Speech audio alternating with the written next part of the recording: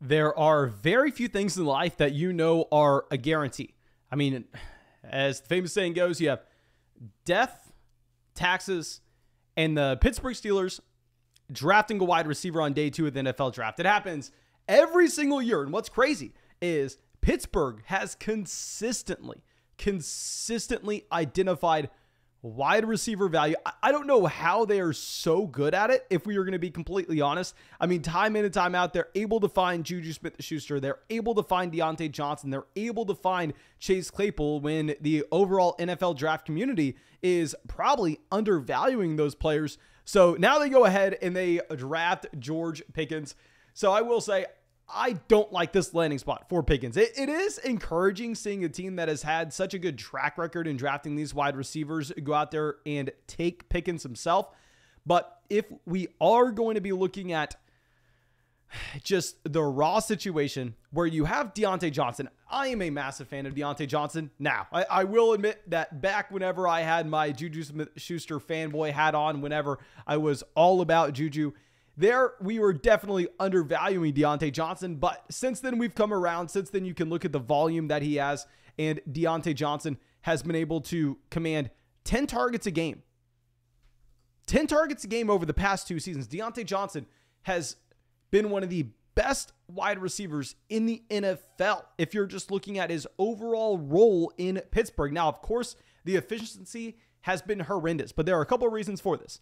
A, it's not Diontae Johnson's game to be the deep threat in the offense. You know, Diontae Johnson operating a little bit closer to the line of scrimmage. And B, Ben Roethlisberger couldn't push the ball further than 15 yards down the field over the past 2 seasons. I mean, clearly that offense was handicapped overall with Ben Roethlisberger. Now, I'm not saying that this is a great situation because you have Trubisky and Kenny Pickett. Now, I do like the fact that they take Kenny Pickett. I'm not a massive Pickett fan, but what I will say is it does raise the overall floor of this situation, knowing that if Trubisky fails to the extreme that we saw early on in his career at Chicago, that they can pull the rip forward. They can say, hell, we are going to pivot over to Kenny Pickett. Maybe the second roll of the dice, we'll be able to find some talent here. Kenny Pickett is their option in the long term, but we're talking about this season right now and trying to identify some immediate movers in value. But with George Pickens going to Pittsburgh, he will not be the wide receiver 1. That's still going to be Diontae Johnson. It won't be one of the better passing offenses in the NFL. Chase Claypool is going to have a role. On top of this, we know that Pat Freiermuth proved to be a tight end that is going to have a decent target share this upcoming season based on his rookie season success. Najee Harris draws a decent amount of targets out of the backfield. There are a lot of weapons right now in Pittsburgh.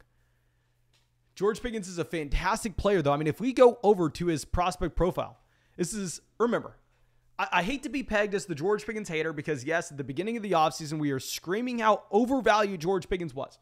Screaming that George Pickens was overvalued when people were talking about him. People were saying that George Pickens was in the same tier as guys like Drake London.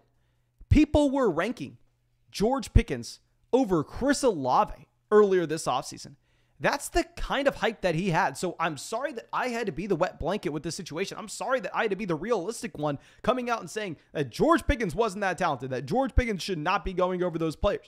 But that's not to say I don't like Pickens. He has a good profile. He has some exciting things about him. Like if we just head over right now and look at this profile, this is a wide receiver that breaks out at 18 years old at Georgia.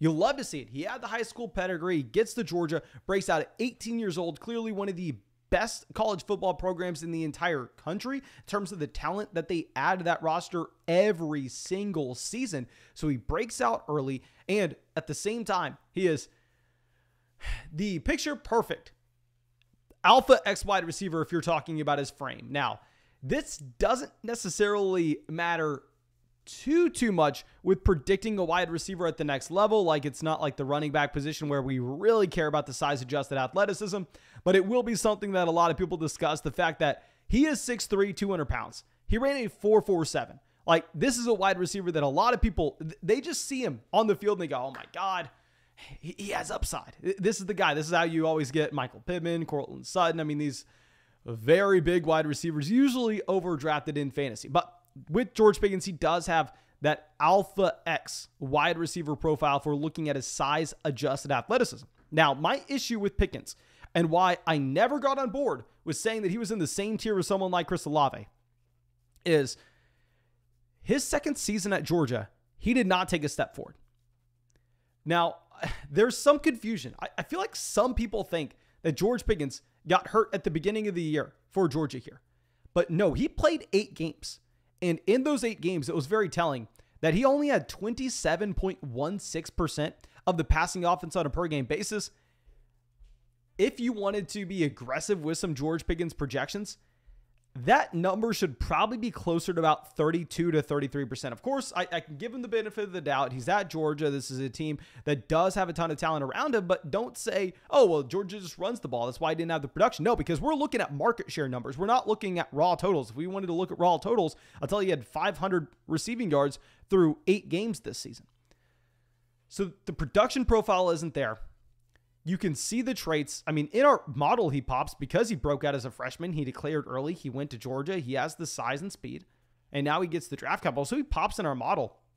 But if we're talking about where we have him in our dynasty rankings, we were one of the very rare people, the very few people, that had Jahan Dotson ranked ahead of George Pickens going into the NFL draft.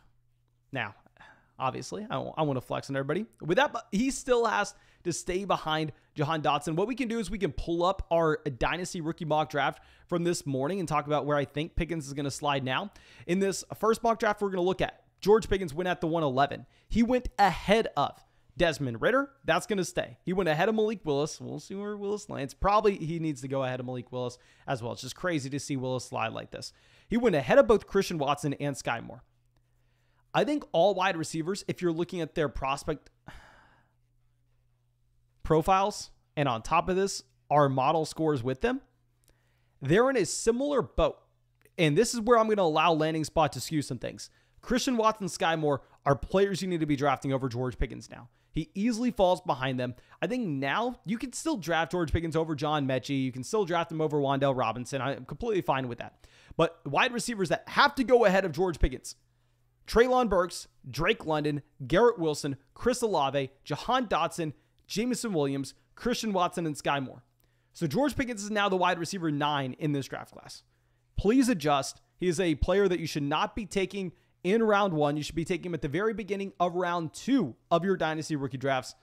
But of course, thank you so much for being a part of the flock and supporting the channel. If you have not done so already, go down there, drop a like on this live stream. I'll be trying to get as many of these going as I possibly can. Thank you again. I truly do appreciate y'all.